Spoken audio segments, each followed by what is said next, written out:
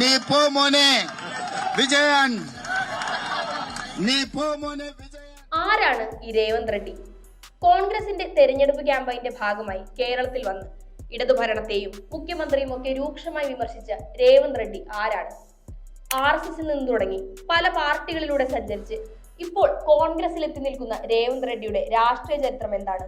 നമുക്ക് നോക്കാം. വിദ്യാർത്ഥി കാലത്ത് ABVPയിൽ നിന്നാണ് രേവന്ത് റെഡ്ഡിയുടെ തുടക്കം. പിന്നീട് തെലങ്കാന രാഷ്ട്ര സമിതിയിൽ ഒരു 4-5 വർഷം അവിടെ നിന്ന് ചന്ദ്രബാബു നായിഡുവിന്റെ വിശ്വസ്തനായി TDPയിൽ ചേർന്നു. ഒരു പതിറ്റാണ്ട് കാലത്തിന് ശേഷം അവിടെ നിന്ന് കോൺഗ്രസിലേക്ക്. അതായത് 2 പതിറ്റാണ്ട് കൊണ്ട് രേവന്ത് റെഡ്ഡി എന്ന രാഷ്ട്രീയ ഭാഗ്യാന്വേഷി മാറിയത് 4 പാർട്ടികൾ. പലപ്പോഴും വാർത്തകളിൽ ഇടം പിടിച്ചത് വിവാദങ്ങളിലൂടെയും അധിക്ഷേപ പരാമർശങ്ങളിലൂടെയും ഒക്കെ ആയിരുന്നു. 2015 വോട്ടിന് കാശ് എന്നറിയപ്പെടുന്ന അഴിമതി കേസിൽ ജയിൽവാസം അനുഭവിച്ചു. എതിർചേരിയിലെ MLA സ്വാധീനിക്കാൻ രേവന്ത് റെഡ്ഡി കൈക്കൂലി കൊടുക്കുന്നതിന്റെ ദൃശ്യങ്ങൾ അന്ന് മാധ്യമങ്ങളിലൊക്കെയും നിറഞ്ഞു. കഴിഞ്ഞ വർഷം തന്നെ വിമർശിക്കുന്ന ഒരു അഭിമുഖം പുറത്തുവിട്ടു എന്ന പേരിൽ 2 വനിതാ മാധ്യമ പ്രവർത്തകരെ അറസ്റ്റ് ചെയ്യിച്ചു. അവർക്കെതിരെ അധിക്ഷേപ പരാമർശം നടത്തി.